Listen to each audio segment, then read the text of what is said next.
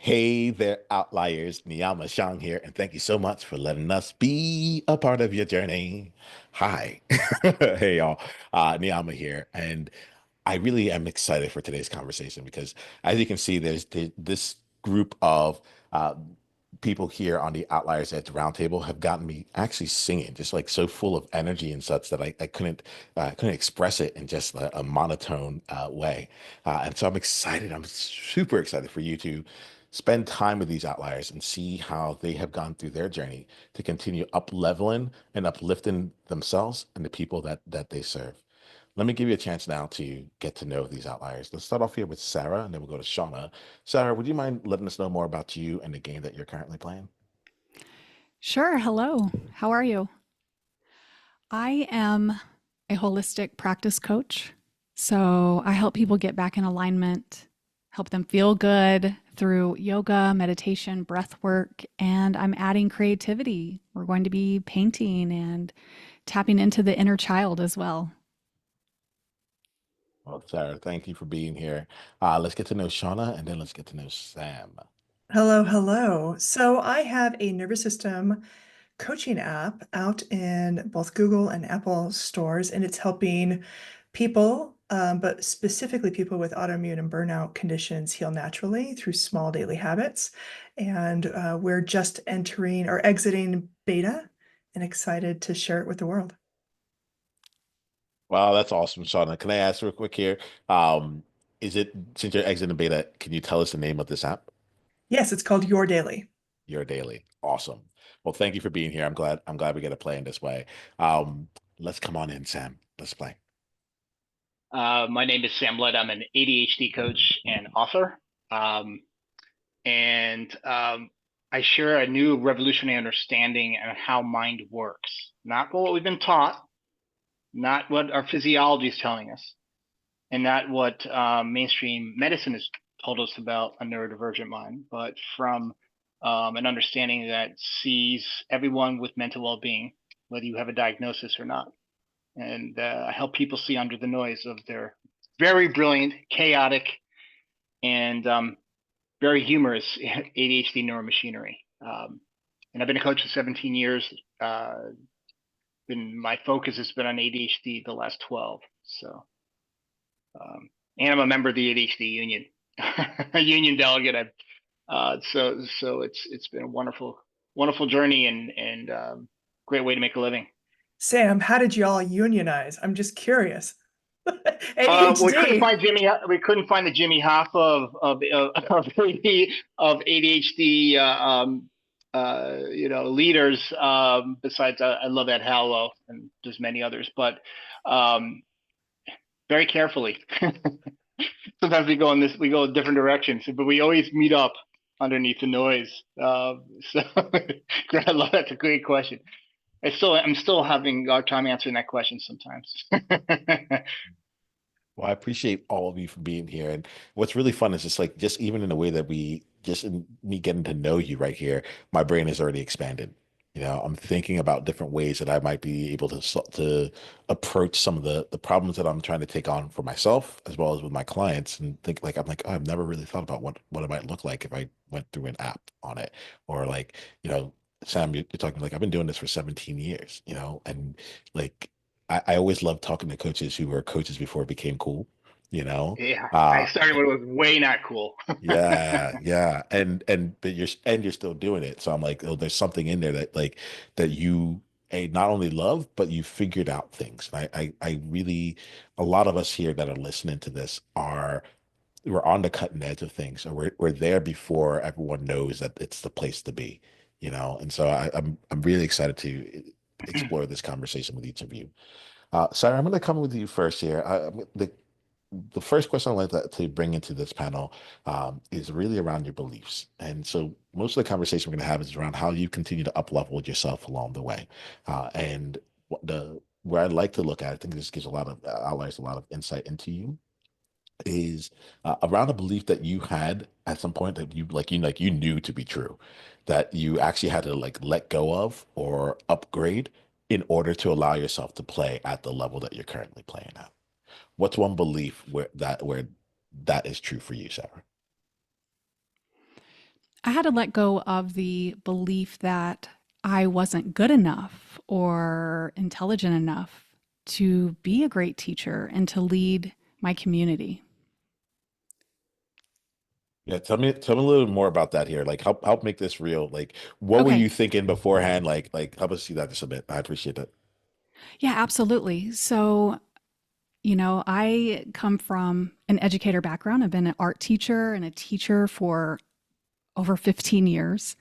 Moving into a new space, helping people release stress, because I think the world is stressed, I was like, am I qualified? So I got so many certifications because I kept thinking, I don't know what I'm doing. I have to keep learning instead of, okay, I've learned enough and now I'm ready to go lead and go teach, just holding myself back from the knowledge that I actually knew. So letting go of that belief that I didn't know enough. And I think a lot of beginners with something new feel that way as well. I'm glad you said like with something new because I was like I still feel that way. Like I'm like I don't know if I'm a beginner, but like I definitely so I have a thing that I say you talk about holding yourself back from the knowledge that you already had. Um, I have a saying in my group it's like oh it turns out I was already ready. I just didn't Yes, know I was already ready. Yeah. absolutely. Yeah. Uh, Thanks for bringing that in, Sarah. I'd like to go with this first question, give everyone an opportunity to answer this one, and then we'll like have a little bit more flow afterwards. So, Shawna, how about you? What's a belief that you had that upgraded with you? I mean, my answer is not too dissimilar from Sarah's, but I'm going to add a little layer onto that. So I think it's really about worthiness. And so I, before I started this business, I had another business and it was successful very quickly. And it was a marketing and advertising agency. And what I think made me very successful in that is the Dunning Kruger effect. I don't know if you're familiar with that, but when you're brand new at something, you think that you know everything. And then as you start to gain and get more information, you actually go into the pit of despair, which is like, holy crap, I know nothing. And then slowly you work your way out of that. When I started my marketing agency, I was pulled and pushed into entrepreneurship. And because I was pushed into it, there was like sink or swim, right? And so I just went through with this beginner's mind. Now that I'm in a completely new space, I'm actually having the opposite of place. So when I was in marketing and advertising, because it wasn't me on the line, it was like my work on the line, I could operate really, really quickly and really easily, and I was very successful. As soon as I moved into the healing space and I moved into this nervous system regulation coaching and then creating the app, I suddenly thought, who am I to bring any of this to the forefront? I don't have the maybe the education, and so I chased as many certifications and trainings as possible. Who am I to bring this? Somebody else should be doing this, et cetera, et cetera. And so I vacillated back and forth between that Dunning-Kruger effect, which is like a beginner actually has the most uh, they're like the quickest and usually the most sort of successful. Silicon Valley is full of examples of this, but and then moving into this place of unworthiness, like, am I worthy enough to bring somebody's health journey or somebody's healing journey like along the ride? Because it became so much more personal, marketing and advertising is, sort of outside of us. Healing your nervous system and requires a lot more truth. And that was terrifying. So that, getting over the idea of, am I worthy? Am I worthy enough to be the person who does this? Sean, I appreciate it. Thank you all for just like really being real here because you are speaking to outliers right now. Like we get this. And the interesting thing is like you're even saying this, we're like, I had a successful business. I knew how to run a business and it was successful very quickly. Like I can see your face on it. You're like, yeah, yeah, like it was really good. And it, you still like you still felt this on the inside. And this is a big reason why I do this podcast in this way is because I'm like, a lot of times we see how people look on the outside and we compare it with how we feel on the inside. And I Yes. really appreciate you bringing this in.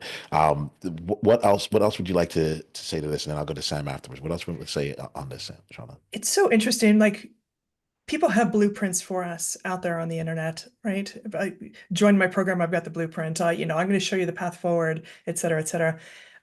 Everybody's blueprint is distinctly different. And so I think we fall into the trap of somebody else has the answers for us when truly we have the answers, and we're just afraid that potentially we're going to make a mistake. And so in the spirit of sounding cliche, the idea of move fast and break things, move fast and fail, because that's how we learn. That's a really deeply challenging idea because we don't want to look dumb while we're doing it. But, as we go along in this conversation, I bet you each one of us, because of the work that we do, probably have tips for outliers to take the bull by the horns and move forward. Yeah, we'll bring this in and like bring like we'll find in this conversation is that like share your story, and if there's a takeaway or a tip that you have after sharing the story, go ahead and do that. I like to keep it like to keep it real, and I appreciate y'all keeping it real because it goes back to this element. I guess I'll leave it at this for a little bit. I don't mind looking dumb along the way. I don't love it, but I really want to hear from Sam here. Sam, can you let us know here about a belief that you had to let go of or upgrade in order to play at the level we play now? Yeah, it's a great question, and the first thing comes to mind is growing up and coming into adulthood before I really kind of landed on what my gifts were, or seeing my gifts was that I wasn't broken, because and let me go back to 1981. A little older than I might look, but when I was a little kid in the 80s, late 70s, early 80s, if you're Gen Xer, if you had a mind that worked differently, true that. If you had a mind that worked differently, the odds were stacked against you. Doesn't matter how great your parents were. Doesn't matter how much, uh, uh, um, you know, money you had or socioeconomic. It didn't matter. You had the odds stacked against you. And once I stopped believing my thinking, saw the illusory nature of thought, because ADHD, despite our physiology, despite how our brain works, is thought based. And once I saw that, I started to create the impossible, which was okay, I had to work 10 times as hard as the other kids through grad school. I'm like, I can't get this right, stupid.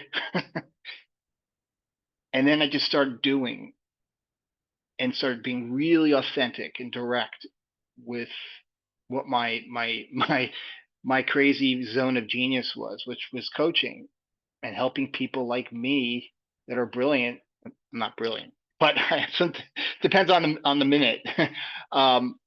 That we can create the impossible. And I also had another business before this. I'm trained as an acupuncturist, which is even more of a story. And I had my own alternative healing business here in Santa Barbara, brick and mortar.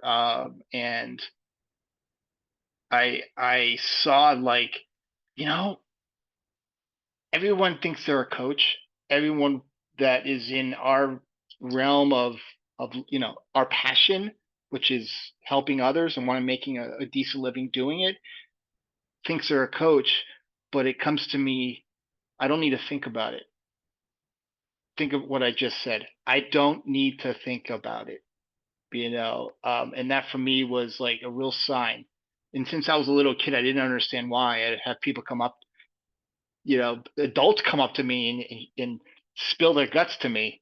I swear to God, like a 10-year-old kid, people would just gravitate to me, not because I'm good looking or because of anything else. I don't know why. I don't know how the can opener works, but I know it works. Does that make sense? So that was a real, for me, when I was really caught up in my thinking about what my teachers were saying about my educational lack of progress or struggle. I had to ignore all of it. Yeah, one or two teachers that believed in me, but so that really was a jumping off point for me in so many ways. And I'm still learning. You know, So Sam, as you bring this in here, like, and first, I want to thank you all for your responses here. Feel free, you can unmute your mics. We can just like see where the conversation naturally goes now as we go. Sam, as you say this, I realize that I started out the conversation with you being like, coaching for 17 years. I'm like, oh, you did that before it was cool. But like, you're talking like your whole life, you've had to like, you've done things when it was a little bit more against the grain, right? Like, I feel like neurodivergence, like even using that's word, like those are SAT words that like in my world, like people just like, it comes out. Right. Like it didn't feel like those were the types of conversations we were having back then. And so I'm seeing this and I'm like, oh, you've been walking your own path from the very beginning of this whole thing, right? Can you for take better or me for worse. for better or for worse, right? Right. A Um, square peg in a round hole. That was yeah, you yeah, know, yeah. colloquial. Same. You're amongst good company. Yeah. You're amongst good Thanks, company in God. that there. You said something I just want to get a little bit of clarification on. You had said that you had to work 10 times harder all the way through grad school. And what I want to make sure I just get a clarification on was that like it was tied in with like, hey, then I figured out like what worked for me, right? Was it that like working 10 times harder was what worked for you, or was that like, oh, that's what I had to do up until that point? But then once I actually got into like the more alignment, like, why don't you take me off? Just can you clarify? Fantastic question. When I say work 10 times as hard, is that I had to mask my way through it, Mm, which means that like I had, if you ever there, let me go back a second.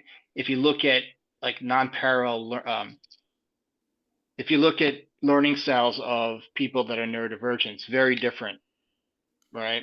It's very, very different than a neurotypical person. And I'm not pigeonholing people in groups, but I'm just saying, like, if you look at different how brains work, it's called nonlinear thinking, um, and that it was not in vogue for most of my formative years, growing up and through grad school either. You did it this way. You sat at your desk. You couldn't get up unless you, I was getting up all the time and getting in trouble. Like I couldn't sit still. I still can't sit still. Thank God for technology. I can get up and move around, especially with clients. I can take my phone and walk around doing a client call. But um, it was the masking part. That's what it was like swimming upstream for me because I intuitively it didn't feel right to me,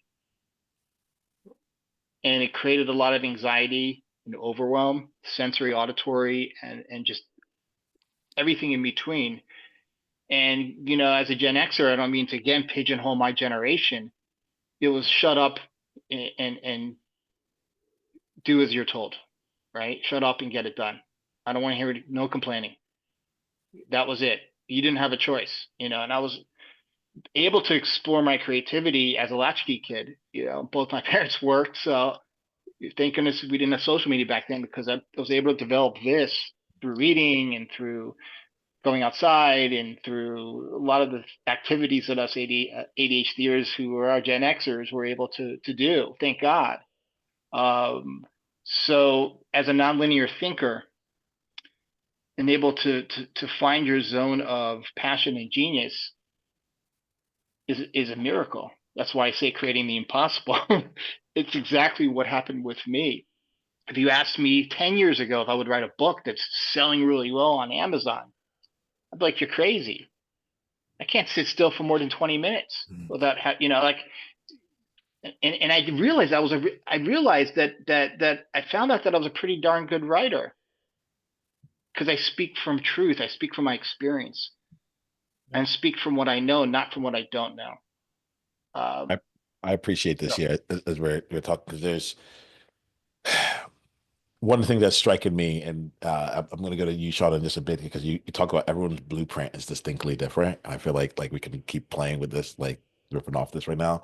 One of the things that I'm glad I asked this question because like the 10 times harder element, I thought you were working like putting in 10 times more time or like trying to figure out some other ways around it. You're like what I was getting from you is like I had to do everything everyone else was doing, but I had to also expend energy to make sure that they couldn't tell that I was working through other things. Yeah. All right. And I like allies, I'm gonna ask you, I see you, Sarah. Like what is it? What's coming to you on that? So I can relate to Sam. I definitely have ADHD. It was more challenging in school, and it's definitely more challenging as an entrepreneur in this new lane. So, yeah, I've had so many companies that are creative. I even had a bus one time. It was an art party bus for kids. It was so much fun. I didn't struggle with any of that. I'm struggling now in this new wellness world with, all the email funnels, the sequences, this and that. It Yeah. is definitely challenging for someone with ADHD because you have to be very strict. You have to be very regimented with some of that. And so it's not as playful, sitting down to type out all the emails. So I can definitely relate to working 10 times harder than most people. Yeah. Yeah. Do you mind if I jump in on this? No, y'all, no, this is our conversation. Let's just go with it. Yeah, so masking is a really big deal. And Sam, not to take away from you at all, but women No, no, mask no. more, significantly more, because we've been taught to smile and look pretty and, don't show Mm-hmm. your emotions. And Yep. are you sure you want to wear that? Are you sure you want to say that? And so we've been trained to look around us and identify, like, am I going to make this person happy with, what I say or what I do or how I act? And then we act appropriately. I mean, all humans do this, right? And so this masking is exhausting. And so in nervous system terms, we call this like a functional freeze, or we call this fawning. And Mm-hmm. so you are doing two things. The nervous system works in fight or flight, but also it can be like down in depression. And so when you're in fight or flight, that's the gas. Like you've got one foot on the gas. And then if you are people pleasing and masking and trying to work with other people or, trying to fawn to them, you've got one foot on the brake. And so that creates this incredible tension in the body, right? And because as a people pleaser or somebody who has ADHD or who's highly masking, autism works on this too. You're highly masking. What you're trying to do is make sure that the outside world doesn't see you like wanting to either rip the room apart and or them apart, or you don't want to scream at them, whatnot, right? You're trying to control yourself. It Yeah. creates this internal tension that we can't solve. And so it feels so uncomfortable in our body viscerally that we don't know what to do with that feeling. And so we try to logic it away, right? And so we're really good at living in our heads. And having worked with a lot of entrepreneurs, the majority of entrepreneurs are have a trauma background, or they have this ADHD and masking background, right? And the reason why they are so good at entrepreneurship, or they're pushed into entrepreneurship, is because if you're pushed into entrepreneurship, it's because you can't have a boss above you. Because my God, I don't want to mask one day longer and I can't handle it and I got to do things my way, Yeah. right? Or if you are drawn into it, you're pulled into entrepreneurship, it can be really scary because suddenly you're not people pleasing for somebody else. It's just you. And without somebody there, like asking and needing and providing the timelines, we Yes. sometimes get lost, Yeah. right? And so this like push pull is constantly happening, whether you're an entrepreneur or not. But if you're an entrepreneur, it's that much more exacerbated and it's that much more sort of like apparent. Yeah. I love that, Sean. If I may, just share real quick. You know, my female clients, uh, most of them were misdiagnosed growing up, and they didn't find out until their 20s or 30s that they got an official diagnosis with ADHD, or you call it a peanut butter and jelly sandwich. It doesn't really matter. You can call it whether they're on the spectrum or they have ADHD. Doesn't matter. I say if you have ADHD, you're even more brilliant. But besides me, but the fact that women are have been conditioned to mask to fit in, now throw in ADHD. So the work I do with my clients is we talk about state of mind and consciousness, right? Because you can see that is an illusion, no matter how hard it is to see underneath the noise. And that's how I escaped the noise, how I escaped the masking piece, how I was able to go off on my own and have successful businesses, and now being, knock on wood, a successful coach, is the fact that I didn't rely on my nervous system for my well-being. I stopped relying on my thinking for my well-being, because our mind is the greatest barometer. We have an operating system. It's like a dashboard in a car that is telling us how far off base we are from presence and groundedness and calm, heart stop.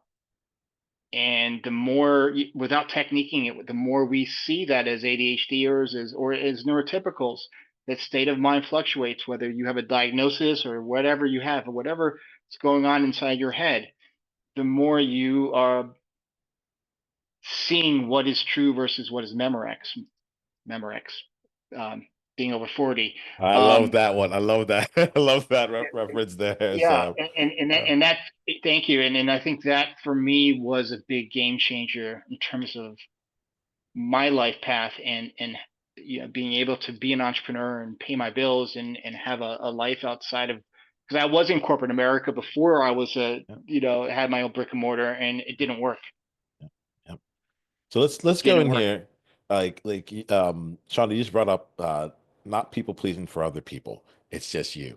I thought that was really interesting because when you said that, what I got there, because I'm a recovering people pleaser. That's how I describe myself. Uh, and yeah, I see it. So there was something in it that was a little fascinating to me because it was like part of where the success had come beforehand was like, all right, one of my responses was to people please, to look externally as to how I should be. And then you're like, oh, I got into entrepreneurship. And like, yes, now I have the freedom to be whoever I am. But I'm also confronted with two things like, hey, who am I when I'm not being for other people? And then what do I do when I don't have those kind of structures of it? And I had always heard it in like the structures or like, the directions and like the boundaries there. But I never thought about it from the standpoint of like, well, the skill set that I have is in people pleasing, and that is my structure. But now there's like that now like I'm thinking about like if I'm thinking about it for myself where I'm like, oh, if I just have this people pleasing skill that's just now just being placed out into the world, like how might that impact my marketing, my desire to like choose an avatar or choose a specific lane to go play with, the way that I create. So like I love to just like build off on that, Shawna. You got me thinking about some things. I'd love to see if anything else comes up for you here. And then we'll see where the conversation goes. Yeah, what a great thought. What a great idea, right? Like if I don't have um, somebody to please or somebody to impress, what am I making? And I would ask, I'm going to, not only the listener, but you, is it really difficult for you to come up with like a single avatar, a quote unquote, like, this is my buyer, this is the person who listens, or this is the person who, I'm coaching with. And I bet you have 15 avatars because I can't just have one. That's no, because what if I'm leaving somebody out? Right? Like I need to make sure that I'm, appeasing everybody. And so people pleasers, I think, struggle, especially as you can call it ADHD, you can call it people pleasing, but we struggle when it comes to business building because we're wanting to please everybody, right? And Yeah. so, as a marketer, I will tell you, the way you do that is you just segment your audience, right? You have 50, if you have 52 avatars, you make 52 pages and you talk directly to them. Each one of them is a little, specially different. So you don't stress about it too much. But from a recovering people pleaser as well, I see you. This idea that we are now in charge of ourselves is a terrifying one because who am I, right? Like I remember when I sold my business, my husband said, "Oh, it's so exciting. You can do whatever you want now." We're sitting on the couch and I burst into tears. I was like, I don't even know what color I like. I don't know what food I like, right? Like I don't know anything. I don't know anything about myself. And I was 42 years old. I was like, I don't know anything about myself.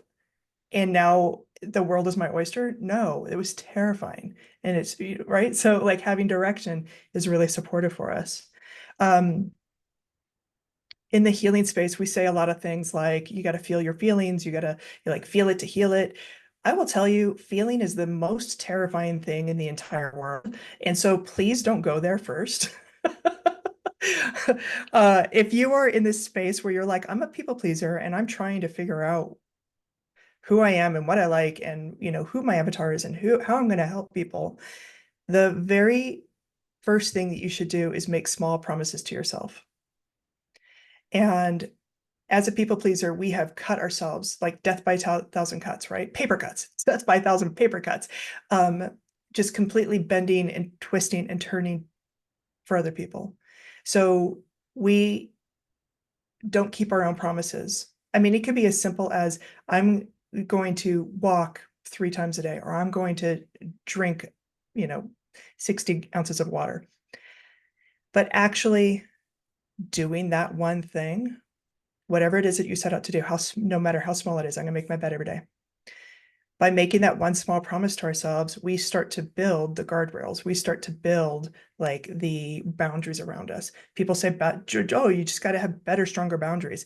If you've never had a boundary, building a boundary sounds like the most terrifying thing in the entire world. And you're not going to do it, and you're not going to do it well. So starting with a small promise to yourself is actually how we build a boundary. And that is how we stop I'm going to say the word stop, but because it's a lifelong practice. Once you've been a people pleaser, it will be a lifelong practice for you to stop being a people pleaser.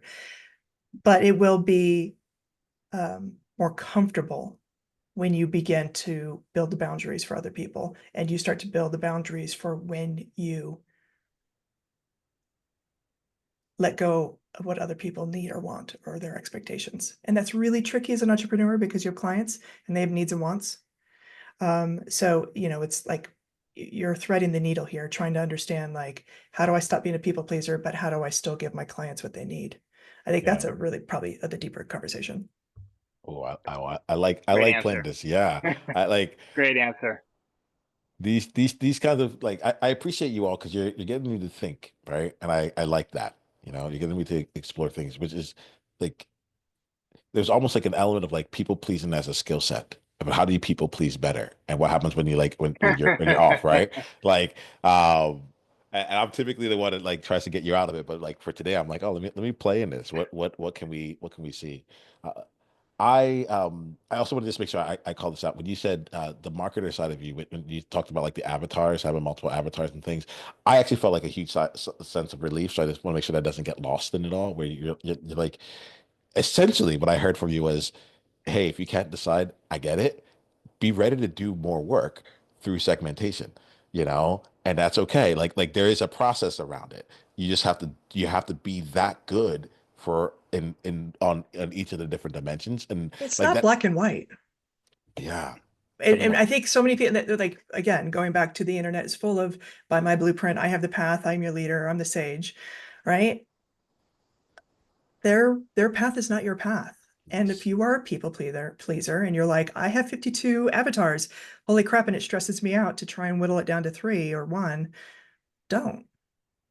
Oh, I love it. And we like and show up for each of them, but don't. Yeah. Yeah. It's like honestly, that's a there's something in there that really resonates because the number of conversations I've had where they're like, you need to just choose one. I'm like, or you need to be able to express it in a certain way. I'm like, I am, but you're not hearing it. So I don't know what to say to that. I guess I have to do it. Let's do. I want to change things up a little bit. And we can keep everything we've said, or you can throw everything out the window as we look at this here. I want to get to. We call this outliers edge, and I realize that a lot of times I focus on the outlier part of you, but I sometimes miss the edge part. And so I want to bring that into the conversation. So to me, the edge here, there's many different reasons. The edge is a multifaceted word here, and the part of the edge that I want to look at is what's like the edge of your comfort zone, the edge of like something where you are stepping out here and growing. And I bring that in because the people listening to this are continuing to grow, and part of why you're here is because y'all keep growing as well. And so I would love for us to be able to share a project that we're taking on or something that like we're excited that we're to be bringing out to life that's still giving us sweaty palms right now. It's like we're still like in the middle of it. We're like not necessarily sure how it's going to work out, but like it essentially like exemplifies you stepping into your next level. Right? Are you willing to share a project about that? Let us know about like what excites you, what scares you, and kind of like how you're navigating that in real time. Sam, I saw you lean in. Is there something that comes up for you? Yeah, it's a great question. And I actually did it 10 months ago, and was write a book called Beyond ADHD. And you have to understand, thank you, thank you. And I'm sharing an understanding that's so controversial, that goes against the grain of every psychologist and mainstream trained clinician out there. You have to understand that. Putting myself out there, having ADHD myself, or whatever you want to call it, um, and then seeing what happens. Thankfully, I've had a lot of great support. My partner, she is, her zone of genius has been marketing, and it's not my zone of genius at all. And so it was part of creating the impossible, which I think is living on the edge. Yeah, it's like the Aerosmith song, right? We're living on the edge, or is it Bon Jovi? I don't know. Anyway, it doesn't matter. But it was scary as hell. And but in the space between being scared and seeing what happens, it was pretty amazing. Like, I can't explain it. I can't explain it. It's such a interesting experience, especially if you've been told that you would never be able to really own your own business. You'd always be struggling, because I mean, and every ADHD has a different story that sounds similar to that. Doesn't matter how smart you are. So that the book was really part of my growing edge that I did, which I still think it was crazy because it's out there on Amazon and it's doing really well. I'm like, I don't get it. Yes. That's my insecurity. I don't know how it was successful. And then the other one was going back into acupuncture, using a new medium, which is using low-level laser, which is light therapy, instead of using traditional needles, lancets, which is a big scare for me because it's controversial too, right? And the thought machine's going to tells me, well, it's not accepted in mainstream, the acupuncture circles and blah, blah, blah, blah, blah, blah, blah. And I'm like, well, the book, I didn't think the book would be either. Yeah, yeah. I get a So sense as you're talking that it's like what's coming to me. So I'm like, oh, you know how to navigate that, right? You've done that. Like you're practiced in like this is somewhat controversial. This is not how other people would well, go I'm about doing not it. actually, Niiamah. I'm not, because I'm not even, I'm trusting life. Mm, I could be Yeah. right, place your bets. yeah. I'm ADHDers, again, there's no double-blind placebo-controlled study on this, but from all the entrepreneurs, every entrepreneur that I work with in my coaching practice, they've always said I've been always living life by my gut, going with my Yeah. gut. Yeah. What More does that practice. mean? Well, like that's a like very the nice practice way the of practice is describing is, is it. of that but like I hear Right. I hear it's a world that right? It's like it, even though it's different overall. Like it's a different, like whether it's writing a book and you're running in and you're like, I don't get it, or you're walking into like, hey, now I'm doing the acupuncture, like, or I'm be a coach like before other people are coaches, like you've been doing this of finding new worlds and find like being like, I'm gonna do it my way. I hear the nuance. Like there's a lot of specifics in it. Like I don't want to take anything away from that, but I also Yeah. do see you in that, and I like uh, as opposed to like let's just go do the things that how everyone else does it. Like that's actually even further away. It's I was so never good at it's so that. interesting. Sam has chosen like the fringe of the fringe, right? And as soon as something becomes popularized, you're moving on to the new fringe of the Yeah. fringe, right? Like, and so Lunatic fringe. you're like seeking out that Yeah. edge Yeah. constantly, right? That's what's comfortable for you, clearly. Yeah, I thank you. I mean, I think all of us in this discussion are doing that. Yeah. Yeah. And listen, it's not for everybody. My grandfather, may rest in peace, had a haberdashery. Immigrant from Ukraine. He wanted to sell men's clothes. The immigrant from Kiev. I mean, like that's pretty safe. People need clothing. Yeah. You know, I could have been a doctor, although I probably would have failed organic chemistry. Yeah. But But I I think get it, Sam. I get why people choose to work with you. I get why people, because it's like, thank because like because you've done it. You might be, and you keep doing it, and you keep finding what the new edges are. You like, and for others of us that are like, hey, I'm about to step into something that shouldn't be able to be done or hasn't been able to be done. Like you've done it. You know how to walk along with it and I now. still have the paper cuts. You Yeah, know, I mean, along the way. So proverbial paper cuts. I kind of let's go have, to Sarah. Yeah. yeah. So I kind of feel like, in a way, I'm going backwards, but it's a coming home. It's like a good backwards. So I've actually been in the wellness world for 3 or 4 years. But after the loss of my dad 6 months ago, I'm returning to, oh, wait, I actually have a master's degree in art. And all these classes I used to teach, I used to be an art teacher. It's just coming back to me. And it's been really beautiful. I've been exploring painting more myself, sewing, getting back into it. And I have sweaty palms, like you mentioned. I'm opening a studio. And so many of my friends are like, "What are you doing? It seems like you're going backwards." But I think sometimes us being called forward is going backwards to what we know, to what feels good. And that's okay. I think it's okay to switch up and following your intuition, Sam, like you're talking about your gut. This just feels right. I actually had someone say, I have a studio for you. Like it's mine. I got to go sign papers today. And it's scaring me because I'm like, wait, is this really what I want to do? I'm like, yes, I do. I've done it before. I know I will be successful. It's going to be so much fun. But yeah, there is a little element of like, I'm kind of scared. You know, I love that, Sarah. If I may, just piggyback Yeah, off it real quick. Go let's ahead. go Sorry. with that quickly because we're going to start wrapping up the conversation overall. We're just about at the top of the hour. I want to make sure I'm mindful of all of this here. Yeah. But like Sam, please go in. Yeah. Okay, just quickly, I think what's important about when I say trust your gut is a lot of people don't even know what trusting your gut means Yeah. or that experience or what common sense even looks like. Common sense doesn't have an emotional signature to it. It's a sense of contentment. It's a knowing, like knowing changing lanes on the freeway. You don't need to think about it because if you were thinking and driving, you get into a car accident. And I think, Yeah. especially with ADHDers, because they're going so fast that they don't. But when we slow down to the speed of life, we see what our wisdom really is, which is Absolutely.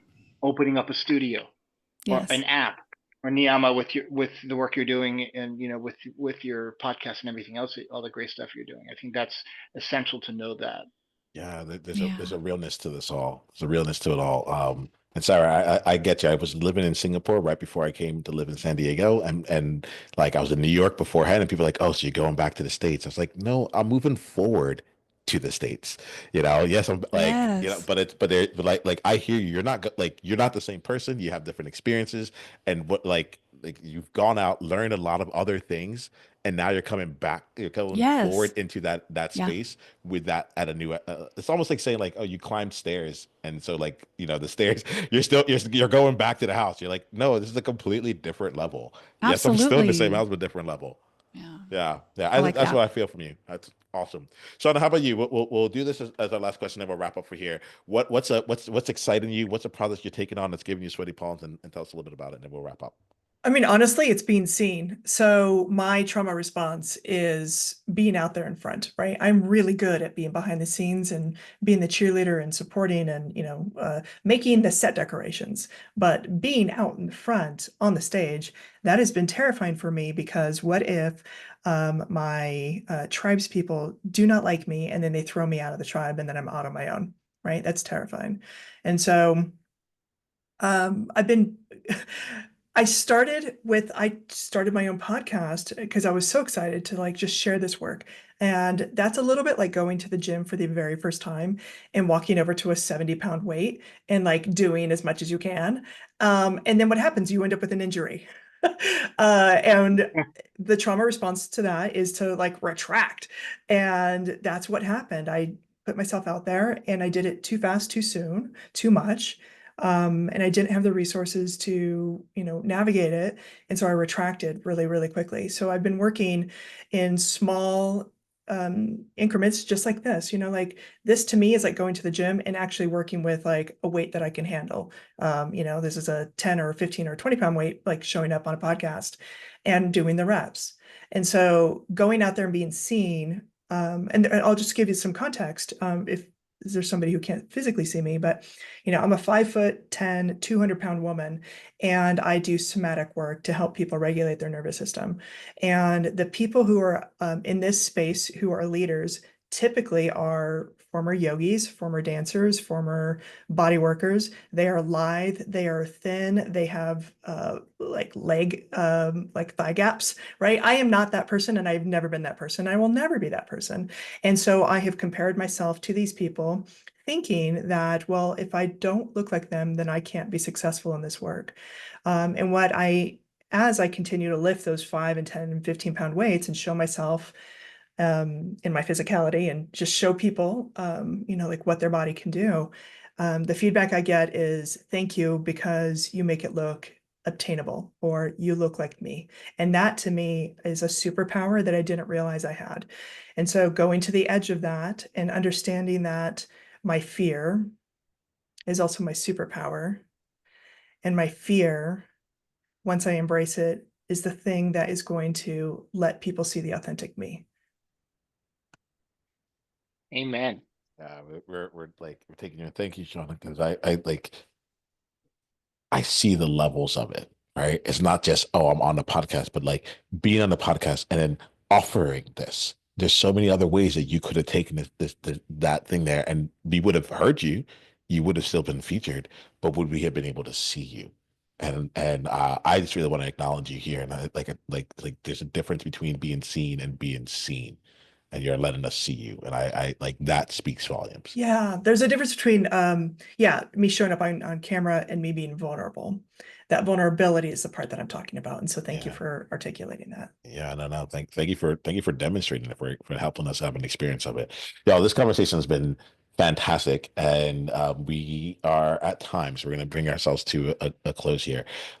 Look, allies, I think this conversation has been fantastic. I'm pretty sure you do as well, and I think there's probably one person in your world right now who could benefit from being a part of this. While we're almost like having this conversation on your behalf, right? There's nothing we need to teach you, but we want to invite you into this experience. And so if there's one person in your life, feel free, share it on your socials, share it in your emails, go shout it off the rooftop about how awesome this conversation was. But then also find one person in your life where you're like, hey, there was this awesome conversation, and I really think that if you listen to it, it would really be beneficial. If you did that, that's part of our one person at a time initiative. We'd love for you to be a part of that. All right, so go share it with one person in your world. What we're going to wrap up here, and the way that we wrap up all together is, first I'm going to say thank you to each of you. Then I want to really make sure that you can let outliers know how they can stay in your world or go deeper in your world. So we can share how they can go deeper in your world. And the last thing we do is that we also combine that with an insight. An insight is something that the outliers have gotten what they need to get. This is not something for them. This is something about, like, for you, how did you benefit from being here? How did you grow? And what are you taking away from this conversation? And if the answer is, I'm not taking anything away from it, that's totally fine.